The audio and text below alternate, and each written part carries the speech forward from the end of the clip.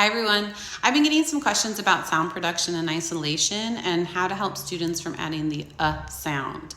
If this is the case for your students, we want to make sure we're explicitly teaching the articulatory gestures or the mouth placement, okay? When we help our students identify the placement of their mouth for individual sound production, we're really creating this connection between what we're hearing and the way that the sound feels in our mouth. So how can we help students say the sounds in isolation, especially those stop sounds without adding anything behind it, right? Stop sounds are made with a burst of sound or air. These cannot be continued in sound production as we're going to clip the sound. We can teach the stop sounds in voiced and unvoiced pairings. Some of the consonant sounds are voiced, meaning that our voice box produces vibrations when we're saying the sound, and then others are unvoiced.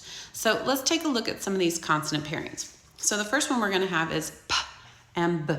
These two sounds are produced the same way in our mouth. P is an unvoiced sound. P, p. We're going to provide each student with a mirror so that they can look at their mouth as they say p. And then we're going to ask them to put their fingers on their voice box and say the sound p. There is no vibration in our voice box, so the sound is unvoiced. If students are using their voice, then they're going to say p. And we want to teach students that their voice is off for the sound, that we're modeling it correctly when we're saying the sound, and that we're providing immediate corrective feedback to students.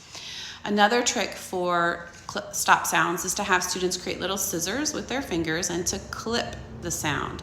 We want to keep the sounds to their purest form in isolation. If you hear an error in sound production, you want to model the correct sound, have students echo this correct sound before you move on. You can add in the scissors, mouth placement cues, and voice box cues as well. Okay, so what about b? This is also a stop sound. It's made the same way as p, but now our voice is on, right? So we can place our fingers on our voice box and say b. We're going to note the mouth formation and the vibration in our voice box, b. When children make sound errors, you just want to make sure we're cueing them up, right? Clip that sound. We don't want to say b. We want to clip that sound, b. So let's take a look at a couple other voiced and unvoiced pairings. So we covered p and b. We have unvoiced t with voiced d. And then we have unvoiced k, all the spellings with voiced g, right? So we want to follow up with lots of activities where students identify the sound in isolation within words. We're connecting to reading and spelling. We want to use our little scissor cue, our unvoiced and voiced stopping cues to help students with this sound. All right, I hope this little tip helps with some of this clipping of extra sounds. Remember, we don't want to say p or b, we want to say p, b. Let me know your thoughts, and if you'd like me to go through all the sounds, let me know.